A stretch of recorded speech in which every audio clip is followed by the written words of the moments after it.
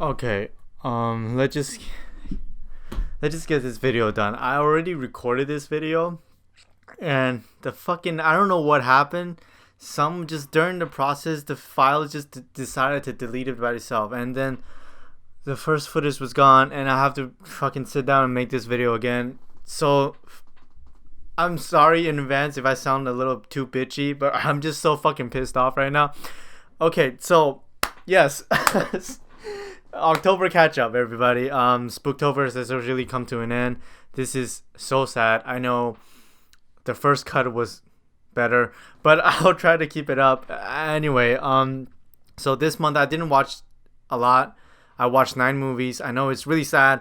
I just been really busy, and I just I have a lot of stuff that's going on. It's been a while since I've been this busy, so if this is for real. But anyhow, I will catch up everything as many films as I can before the end of the year or in the January of 2020.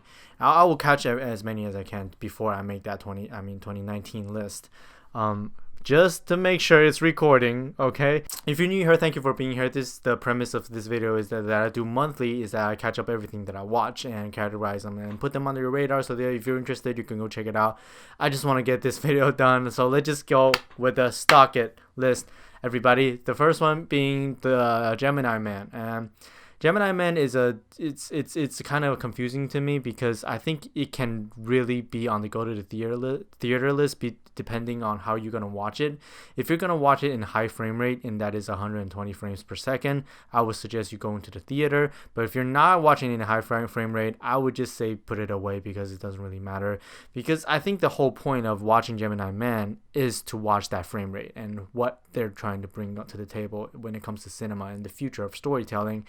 And yeah, that's it. And on the script wise and the storytelling wise, it sucks. The screenplay is sucks. What I can really describe this movie is really just filmmakers took a really good concept, a concept that you may have seen before, but it is still a pretty interesting and good concept, and they take that, it just made with terrible execution. And we see two Will Smith. Sometimes it looks good, but when two Will Smiths are in broad daylight, sometimes it's get really distracting on how really bad the de-aging and the CGI is. On that note, it's not necessarily de-aging. They actually created a person based on Will Smith, so it's just a completely CGI person. But anyway, the worst thing about it is really the script. I think 3 people actually wrote the script, and it's been in development for a really long time, and you can kind of see it's really inconsistent. And when you have a cast with Mary Elizabeth Winstead, Gemini Man, and Will Smith, you really do expect better, especially with Ann Lee behind the lens. So also, I thought the first act was terrible, and just downright terrible. The dialogue are so stiff. You have scene of characters just talking to each other and directly winking at the audience that, hey, this is the story, are you keeping up? By the way, I'm recording this the second time. I just saying the fucking same shit again. Okay, move on. Only place where anything makes sense. I hear that.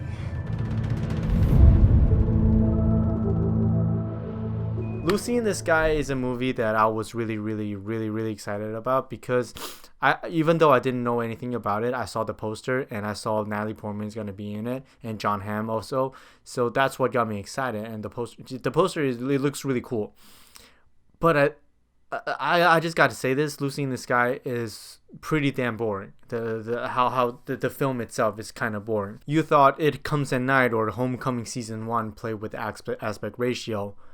Fucking Lucy in the Sky take that to a whole nother level where every other scene the aspect ratio changes, and it's just crazy. And they could be a good thing or a bad thing. I see both of them. The good side of that is that it actually sometimes it's kind of interesting to see how they cut scenes together, how they edit it together, and how these shots flow together when it comes to storyboarding. Or maybe like this shot we're gonna pan left, and then this shot we're gonna pan. Let's keep on panning left, and while it's shifting the aspect ratio.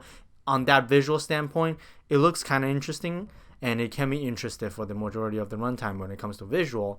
But the downside of it, I think it doesn't do much to the story. In terms of why it shifts aspect ratio that much. I get what they're trying to do. I think the director directly said that the aspect ratio shifts based on the main character's mental state and emotionally and psychologically. And I kind of get that, but at the same time, they're doing it so much to a point, it's almost become this habit of conditioning the audience into getting used to this shifting of aspect ratio that we don't feel anything at all.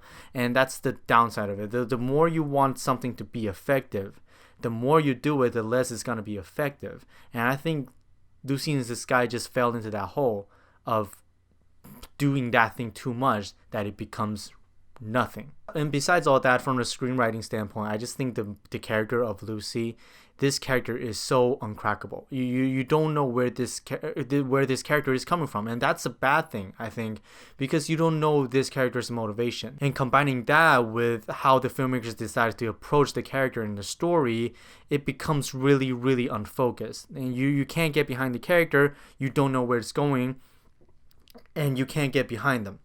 That's Lucy in the Sky. It's really unfocused. It's all over the place. I don't think it's honestly worth watching it besides that aspect ratio stuff. But at the same time, I feel like the aspect ratio stuff is more of a downside than it's an advantage. So I'm going to leave it at that. Yeah, that's it. Totally awesome. Next up, we have the Addams Family. This is definitely targeting the younger kids, and I just remember I had like kids in the theater clapping along with the songs or whatever. It's fine. If they're trying to target kids, it's okay. It has a message of social media and some politician stuff. I guess like kids that they're specifically targeting are not gonna pick it up anyway. But from an adult standpoint, from a film and like technicality perspective, I just thought this film didn't know what it's trying to be. There are a lot of things happening at the same time, so many subplots, so many characters at different locations, and it becomes really, really, really unfocused. And the tone and the theme that they're trying to say, it's also really, really messy. I'm gonna leave it at that. I don't have much to say about the Addams Family. I guess like kids can enjoy it, and that's it. Yo, are you calling my name?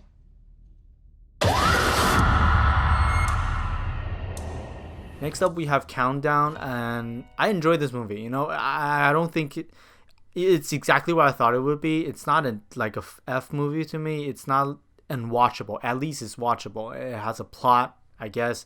It has a character, I guess, and that's it. It's everything you would expect. Everything that I want to talk about Countdown, I already made a separate video about it, so I'll leave a card over there. So if you want to go check it out, click on it. Everything that I want to say is over there. It includes some reaction with the trailers and whatnot. Yeah, go check it out. Ready?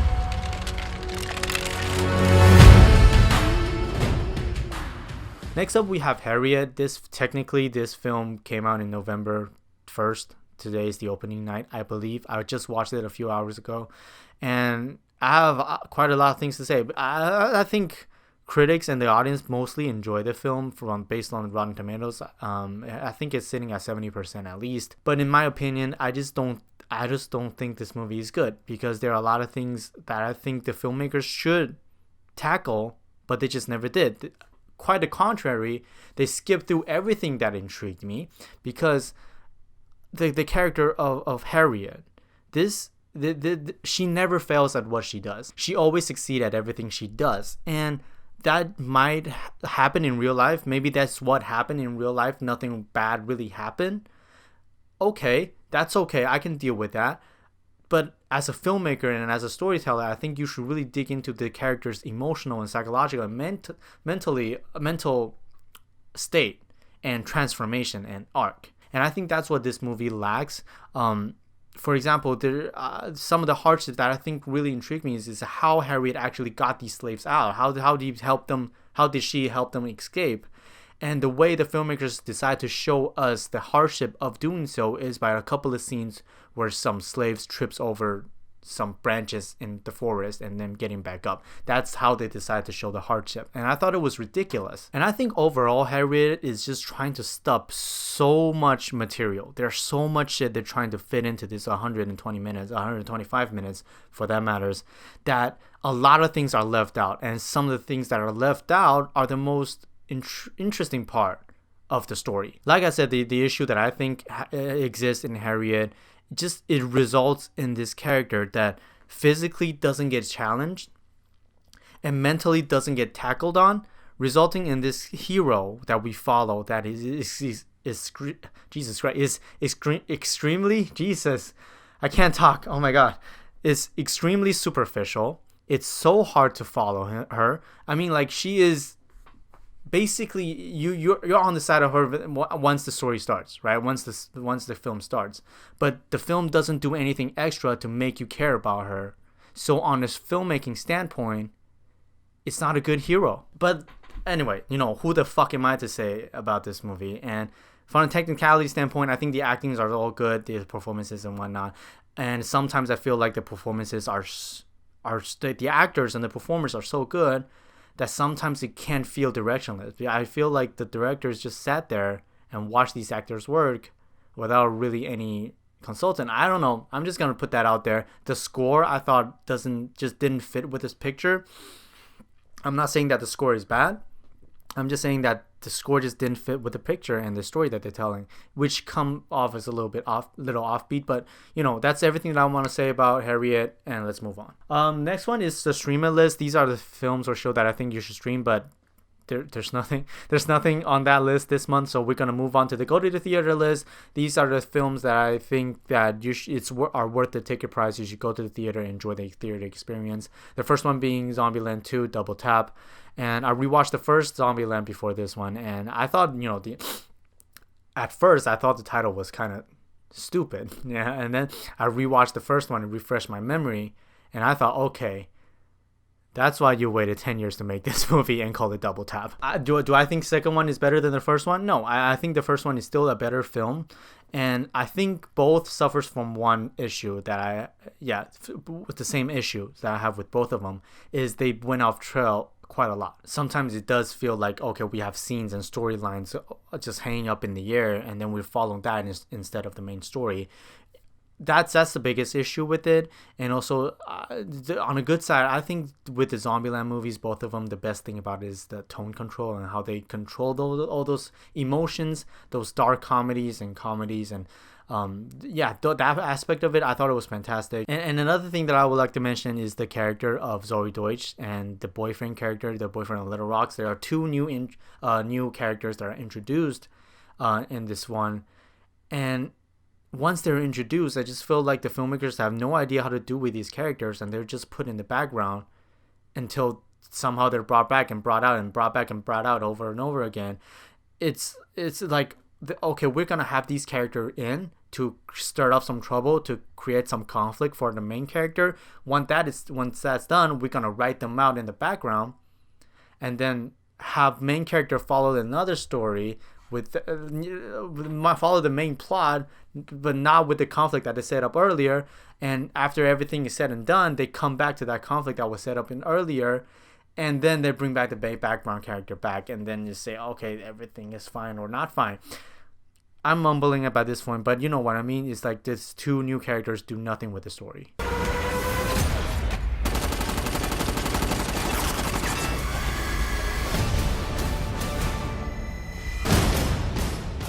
Next up, we have Terminator Dark Fate. It's the sixth Terminator movie. I have to think about, but it's probably the best one since T2, but I'm not sure. I have to go back and rewatch 3 and 4 and 5 to really make an opinion on that. But for now, I thought it was okay. It was directed by Tim Miller, who did Deadpool, and you're already seeing a little pattern here, because in Deadpool, in my memory, Deadpool was shot in narrow lenses. And in this one, I think the entire scene was shot in telephoto lens. Everything is super, super narrow. I don't know if I guess that's a stylistic choice of Tim Miller, but I don't quite get it. Besides all that, that's not the main point. I don't mind that if it's done well, and I think they did it pretty well. I think the main thing is the main character. The main character in this movie, when I walked out of the theater, I don't remember her name. The main character, I looked it up. I thought about it. Her name was Dani, right? Daniela. Dani. I don't even remember her name. That's how lame of a character she is. The main character sucks in this one, because I think one of the biggest reason why Sarah Connor worked in Terminator, the first one, is she lets action speak louder than words. We define this character through her action.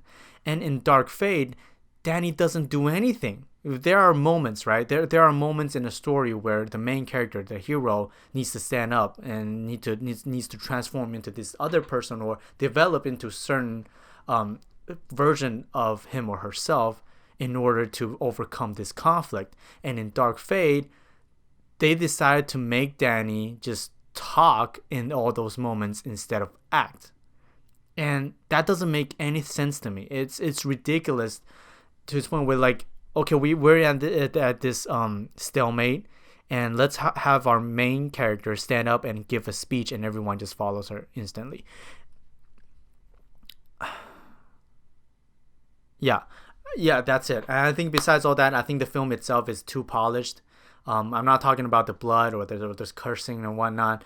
I just think it's too polished when it comes to looks. I think it's cool to see Linda and Arnold on the screen again together. Add a lot of flares to the film, and some of the brightest spot came from Arnold and Linda.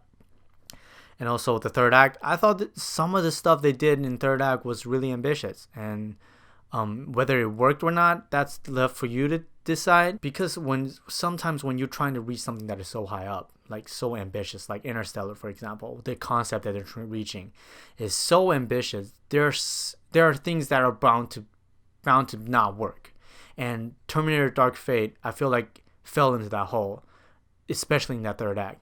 What they're trying to do is super, super ambitious. I see what they're trying to do, but there's gonna be some downside on that. Moving on to the must watch. These are the films that I think that you should, some of the best of the months. First one being Joker. I finally get to talk about Joker, but there's really nothing else that I can add that you haven't heard before. There's millions of opinions out there about Joker. All you have to know is that I liked it. My original opinion, probably the second viewing is better than the first viewing. That's it. Everything you want to know, go see somewhere else, because it's basically the same shit. Help me to recollect.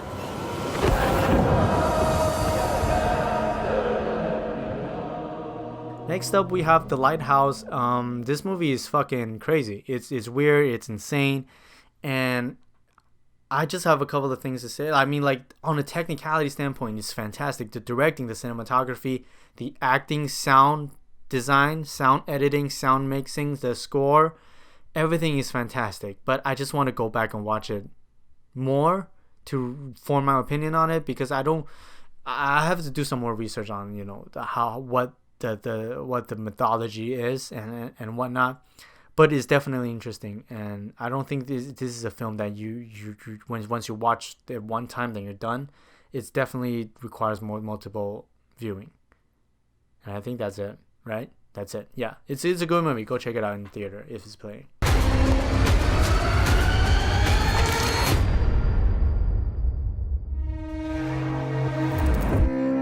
The last one of the video and last one on the list is Parasite. I'm gonna be honest, I was overhyped with Parasite. Even though I knew nothing about the film, I never watched a trailer, nothing. I only knew what the poster looked like. I was overhyped because people are saying that this is the best film of the decade, and I was definitely overhyped, because when you have that, when you walk into that with that mindset, even though you're trying to block them out, you're basically going in trying to look for things that doesn't make the film the best of the decade. And that definitely affected me on my first viewing. I already booked the ticket on the next week to watch it again. All I have to say is I put on a must watch. That should say a lot. And it's a really, really good movie, but I just have to go watch more and more and more to tell you why. But there are so many layers in the story and the theme, a lot of things to unpack, and it needs time to sink in on me. All I have to say is there's some interesting use of wide shots, where it cuts to maybe a wide shot of maybe this the living room or the house, and it gives a bigger context of what is going on, because something is happening in the background and something is happening in the foreground, a completely different thing, and in contrast, and it supports the theme. And I thought that was super interesting. Go check it out. It's I think it's right now in theater. It's coming in hot, so definitely go check it out. Some people are calling it best of the decade. I don't know if I agree with that or not. I just have to watch it and I'll update you guys. Also, yeah, that's it. Everything that I watched. Thank God it's a short video. Holy shit, or else I'll be mad. The Joker video. I think I'm already done with the draft. All I have to do is record it and edit it. So that's coming out. The personal video. The questions that I ask you guys and all of y'all nice people out there reply to the questions. That video, it's coming. Okay, I'll try to squeeze it out this month. I just been kind of busy, and that's it. Thank you for watching. It's the second time that I'm recording this video.